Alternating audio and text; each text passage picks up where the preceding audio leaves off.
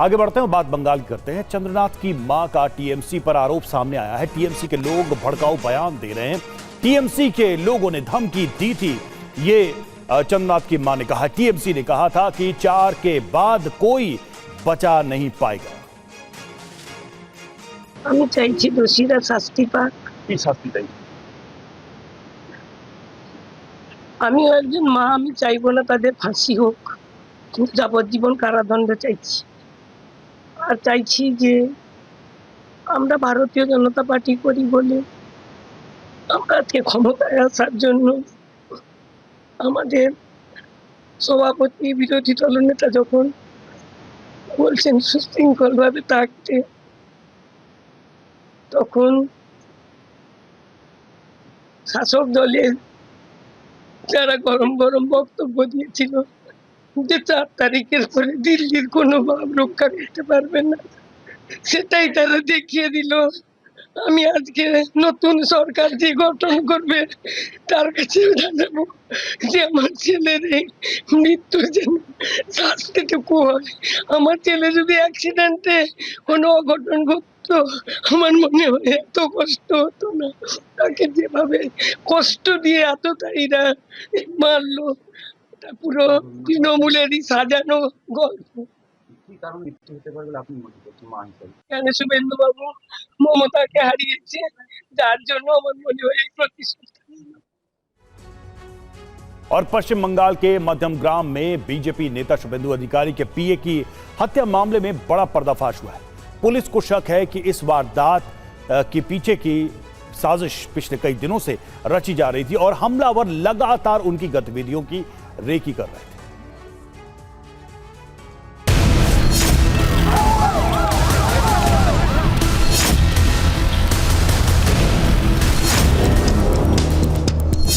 BJP नेता शुभेंदु अधिकारी के निजी सहायक चंद्रनाथ रथ की हत्या को लेकर जांच में चौंकाने वाली बातें सामने आई। शुरुआती जांच में पुलिस को शक है कि हत्या की साजिश पिछले 3 से 4 दिनों से रची जा रही थी और हमलावर लगातार रथ की गतिविधियों पर नजर रख रहे थे। सनसनी की इस वारदात ने राज्य की राजनीति और कानून व्यवस्था पर बड़े सवाल खड़े कर दिए। पुलिस और बीजेपी नेताओं के मुताबिक चंद्रनाथ रथ अपनी सफेद स्कॉर्पियो से जा रहे थे, तभी बाइक सवार बदमाशों ने उनकी गाड़ी का पीछा करना शुरू किया। मध्यमग्राम में दोहारिया इलाके में पहुंचते ही हमलावरों ने एसयूवी को घेर लिया, बेहद करीब से ताबड़तोड़ गोलियां चला दी। घटना के एक प्रत्यक्षदर्शी ने बताया कि हमला पूरी तरह प्री प्लान लग रहा था। उसके मुताबिक रथ की गाड़ी उसकी कार को पार करके आगे निकली ही थी कि अचानक सड़क पर रुक गई। तभी एक बाइक सवार शख्स कार की बाईं तरफ पहुंचा और बेहद करीब से फायरिंग कर दी। को एक बार यहाँ पे दिखा देते हैं कि यही वो गाड़ी है। देखिए ये गाड़ी है, गाड़ी का स्थिति आप देखिए। यहाँ पे जो गोली मारी गई है, यहाँ पे खून अभी भी लगा हुआ है अंदर सीट में, आप देखिए। और ये देखिए गाड़ी का ये स्थिति है, यहाँ से गोली मारी गई थी और जो चंद्रनाथ रथ जो थे वो यहाँ पे बैठे हुए थे।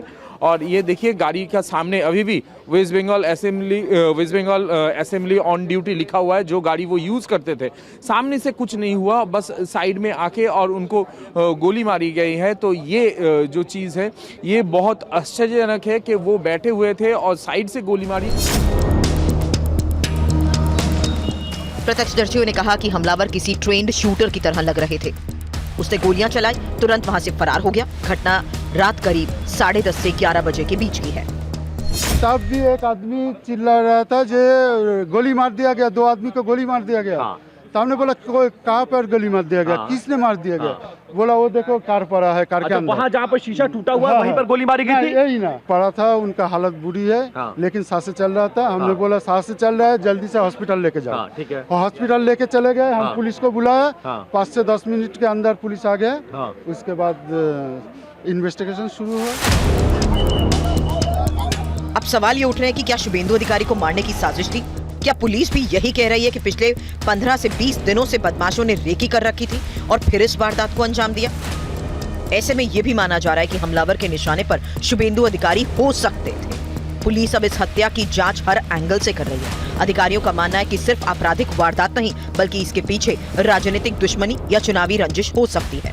सीमा से जुड़े थानों को भी अलर्ट किया गया ताकि हमलावर राज्य से बाहर ना भाग सके। पुलिस को आशंका है कि हत्या के बाद आरोपी बांग्लादेश सीमा या झारखंड की ओर भागने की कोशिश कर सकते हैं। फिलहाल police CCTV footage mobile location और बरामद कारतूसों की जांच के जरिए हमलावरों तक पहुंचने की कोशिश में है। ये घटना ऐसे समय में हुई है जब हाल ही में विधानसभा चुनाव में बीजेपी ने बड़ी जीत दर्ज की है। पार्टी ने 294 में से 207 सीटों पर जीत हासिल की। चंद्रनाथ रथ को शुभेंदु अधिकारी का बेहद भरोसेमंद सहयोगी माना जाता था। उन्होंने नंदीग्राम, भवानीपुर दोनों सीटों पर चुनाव प्रबंधन में अहम भूमिका निभाई, जहां अधिकारी ने जीत दर्ज की थी। भवानीपुर सीट पर उन्होंने तृणमूल कांग्रेस प्रमुख ममता बनर्जी को हराया था।